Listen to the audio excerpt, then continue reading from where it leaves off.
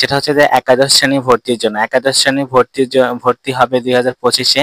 এই যে মাইগ্রেশন আসলে কি, দেখো তোমাদের জন্য আসলে পুরো ডিটেলস একদম দেখাই দেবো মাইগ্রেশন কি, কাদের জন্য মাইগ্রেশন প্রযোজ্য, তারপর মাইগ্রেশনের রেজাল্ট কবে হবে, মাইগ্রেশনের মাধ্যমে কলেজ পরিবর্তন হয়, কত পার্সেন্ট কলেজ পরিবর্তন হওয়ার সম্ভাবনা আছে, তারপর পছন্দের কলেজ না আসলে মাইগ্রেশন অন করলে ভালো হবে নাকি দ্বিতীয়বার আবার কলেজ চয়েস দিব, কি করলে ভালো হবে সেটা, তারপর মাইগ্রেশন নতুন কলেজ আসলে আবার টাকা দিতে হবে, মানে কি আবার ভর্তি নিশ্চয় করতে হবে কিনা।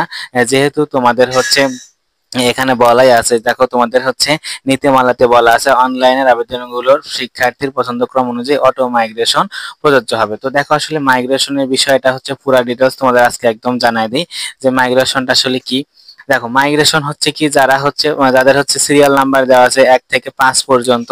দেখো তোমার যদি কোনো পর্যায়ে 2 নাম্বার অথবা নিচের দিকের কলেজগুলোতে চয়েস আসে, দেখা গেলো যে প্রথম রেজাল্টে অর্থাৎ প্রথম মেরিট লিস্টে তোমার দ্বিতীয় নাম্বার কলেজ আসছে, তুমি ভর্তি নিশ্চয়ন করলে, ভর্তি নিশ্চয়ন করার পর তখন তুমি মাইগ্রেশন অন করে রাখলে তখন মাইগ্রেশনের যখন দ্বিতীয়বার যখন মাইগ্রেশনের রেজাল্ট দিবে তখন হচ্ছে কি হবে, তোমার এই যে উপরের দিকে উঠে যাবে। যদি তোমার হচ্ছে সিট ফাঁকা থাকে ওই কলেজে, যদি তোমার 1 নাম্বার কলেজে যদি সিট ফাঁকা থাকা সাপেক্ষে তোমার হচ্ছে 1 নাম্বার কলেজে মাইগ্রেশন হবে। তো সেক্ষেত্রে মাইগ্রেশন কি জিনিসটা বিষয়টা ক্লিয়ার।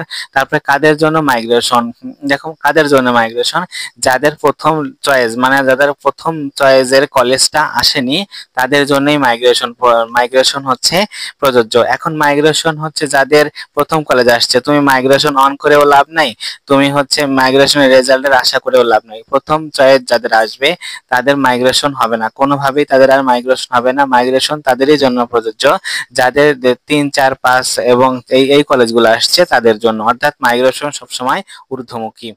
তারপর আসো 3 নাম্বার।